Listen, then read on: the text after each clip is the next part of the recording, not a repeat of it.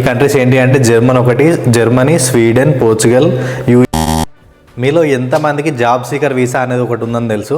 అసలు job seeker visa అంటే ఏంటిది అంటే, మన దగ్గర అబ్రాడ్ కంట్రీ నుంచి జాబ్ ఆఫర్ లెటర్ లేకున్నా కూడా మనం ఆ కంట్రీకి వెళ్ళి అక్కడ వర్క్కి అప్లై చేసుకోవచ్చు, అక్కడికి వెళ్ళి ట్రై చేయొచ్చు మనకు ఎక్స్పీరియన్స్ ఉంటే.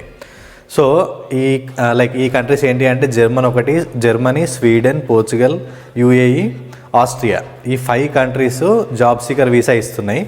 మన దగ్గర ఎనఫ్ ఎక్స్పీరియన్స్ ఉండి ఆ కంట్రీస్ నుంచి ఆఫర్ లెటర్ లేకున్నా కూడా అక్కడికి వెళ్ళి ట్రై చేసుకోవచ్చు. 3 months 6 months అట్లా ఒక పీరియడ్ ఉండి ట్రై చేస్తా అనుకుంటే ట్రై చేయొచ్చు. దాన్ని జాబ్ సీకర్ వీసా అని అంటారు.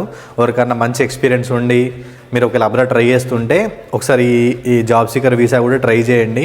ఒకవేళ మీకు ఫ్లెక్సిబిలిటీ ఉండి వర్కౌట్ అవుతుంది అనుకుంటే ట్రై చేయొచ్చు. అక్కడికి వెళ్ళిన తర్వాత మనం ఆ వీసాని వర్క్ వీసా కన్వర్ట్ చేసుకోవచ్చు. మళ్ళీ అక్కడికి వెళ్ళిన తర్వాత జాబ్ వస్తే దాన్ని వర్క్ వీసా కన్వర్ట్ చేసుకోవచ్చు, స్టే ఎక్స్టెండ్ చేసుకోవచ్చు ఇంకా మనది. ఇది జాబ్ సీకర్ వీసా అని అంటారు.